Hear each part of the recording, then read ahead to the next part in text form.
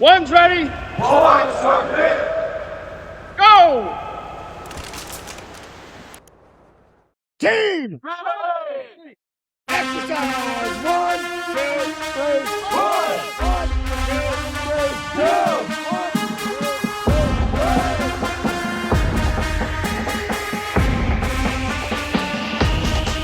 I'm too locked in, I've been on a run like Goggins. Critics wanna hate, I'm a certified problem. Blood, sweat, tears, that's 24 hours. Respect on my name, I don't trust you cowards. Independent winner, but I count my blessings. I don't know about sex, think I learned my lesson. Don't test them, let me go put it on record. I'm in the top 5 of the top 5 network. Way back when, they ain't believing me. This took years, you know I ain't do it recently. Tell me what they see me, feeling like a deity. Ain't nobody better now, I got them all fearing me. Ain't nobody better when I'm done and that's period. My point like a pyramid, can the rule this is tyranny. One shot here left, I'm gonna take. Look, I made it. Hey everybody, welcome back to the One's Ready podcast. You're in your team room and this is your daily drop for the 30th of March. If you guys are new here, the whole point of this is just to give you a quick rundown of things that are being reported on in the news by public affairs within the Air Force, Army, Navy, Marines, Space Force, Coast Guard, and such. And then if I have any insight into it or I happen to know what the hell it's talking about, then I'll try and give some kind of explanation or my opinion on it. But it's a pretty quick down and dirty. But before we get into that, head over to tastygains.com. They've got pre-workout gummies, creatine gummies. The creatine gummies actually have more creatine in them than advertised, which is 3 grams. They've got 2 third-party lab tests that prove that it has more in it than what is advertised, because what they don't want to do is shortchange you guys. So head over to tastygains.com to pick yourself up some of those. All right, we're going to kick things off today with the Army. The 82nd Airborne Division troops expected in the Middle East buildup. The Pentagon is preparing to deploy thousands of soldiers from the 82nd Airborne Division to the Middle East, and this is supposed to supplement the surge of Marines and other forces amid Operation Epic Fury. I'll tell you right now, I know that everything in the news is about boots on the ground and that kind of stuff, or where we're going to stage them. In my opinion, and I could be wrong, I do not believe this is for boots on the ground as a primary. I believe that because these are large muscle movements, right? To get all these people over there, all the equipment, all the weapons, ammunition, and stuff like that takes time. And rather than being knocked on your heels and you're behind the power curve in terms of logistics and getting people in place, in the worst case scenario that we do go in, you pre-position people and equipment and stuff like that as a show of force, saber rattling, if you will, and then you keep the folks there for 1 month, 2 months, 3 months, whatever it is, as a poker chip, if you will, and to show that we're being serious. And then turns out you don't need them, and then you just redeploy them. So yeah. That's my take on it right now. Obviously, presented with new information or developing situation out in the world, that could definitely change. All right, on to the Navy. USS Tripoli Amphibious Ready Group arrives in the Middle East.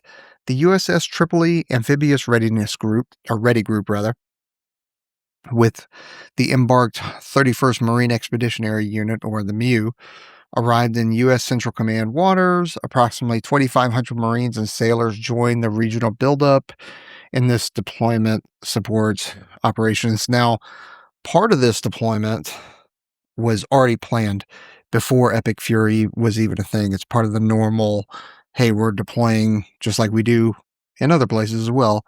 We deploy people as part of an ongoing deployment to have persistent coverage and boots on the ground in certain places. So that's what part of this is.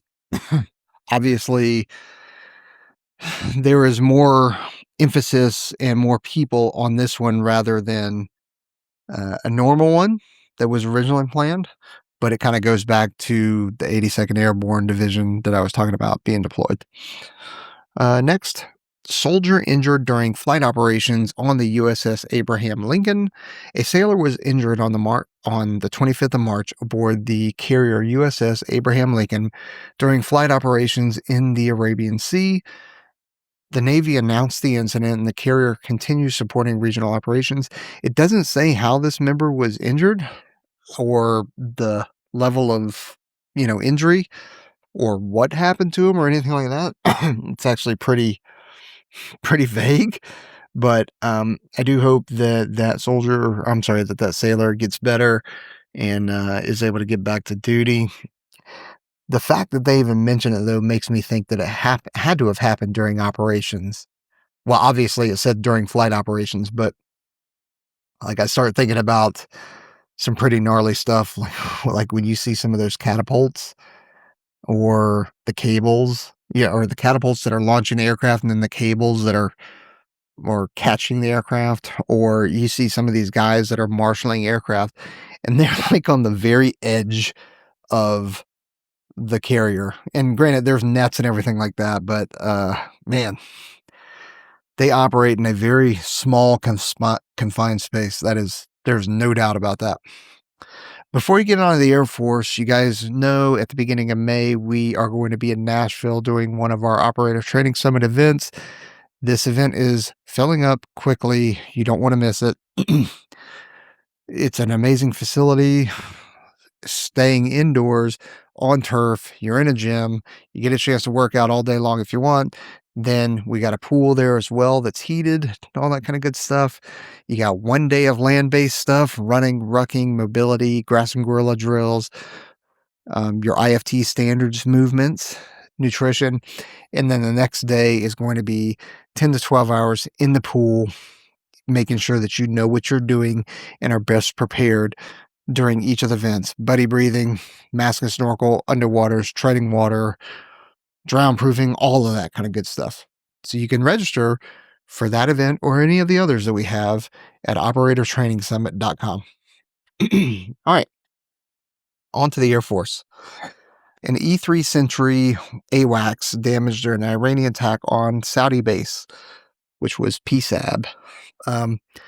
An E-3 Sentry airborne warning and control system aircraft was damaged in the Iranian missile and drone attack on Prince Sultan Air Base in Saudi, hence the PSAB, Prince Sultan Air Base.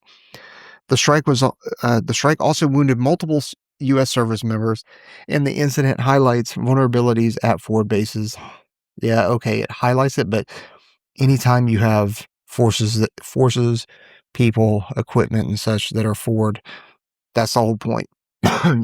They are vulnerable, which is why we set up Patriot batteries and that kind of stuff. Now, unfortunately, with this attack, some stuff got through, which hopefully these service members, I'm guessing airmen, since it's an E3 and they were probably maintainers, which would have been Air Force. Hopefully they get better soon. So,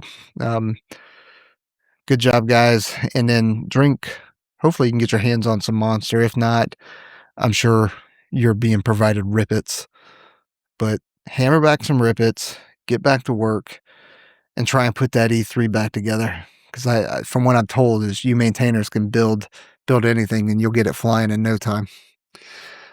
All right, next, Air Force accelerates low-cost munitions development. The Air Force is rapidly developing a new class of low-cost munitions through streamlined acquisition, faster testing, and combat lessons. Timelines have been reduced from years to months. Yeah, okay, we'll see. I know that this is a report from the Air Force and all that kind of good stuff, but I will believe it when I see it. Because right now, the acquisitions bureaucracy is a freaking joke. I mean, it's abysmal. It's just, and it's frustrating from, although I'm not on the receiving end of that anymore, as in the end user, there's still a lot of great people out there that are wanting and needing equipment, and it's just taking too long to get to people. On to the Space Force and Coast Guard, which has no reporting as of today. Secretary of Defense, Secretary Hegseth praised for overwhelming violence at Pentagon service. During the Pentagon's monthly prayer service, Secretary of Defense Pete Hegseth prayed for overwhelming violence against those who deserve no mercy. The remarks occurred amid ongoing military operations, and they drew attention to the tone of the service. Hey man, the Secretary of Defense or War, whatever you want to call it, is doing a prayer. I can tell you from a career field that I come from and a community that I come from, you want overwhelming violence. That is 100% true. And that goes for the 31st MU. That goes for the 82nd Airborne, the 101st, SEALs, Green Berets, Air Force Special Warfare. It is about overwhelming violence when you are in conflict. Next, nothing from the President of the United States, and then let's talk about some operational and global context. Iran and U.S. hardened positions on ceasefire. Iran and the United States hardened their stances in ceasefire talks while Tehran maintains control of the Strait of Hormuz. Thousands more U.S. troops are heading to the region, and this sets the stage for potential further escalation. Excuse me, I'm still coughing. It must be allergies at this point because this is ridiculous.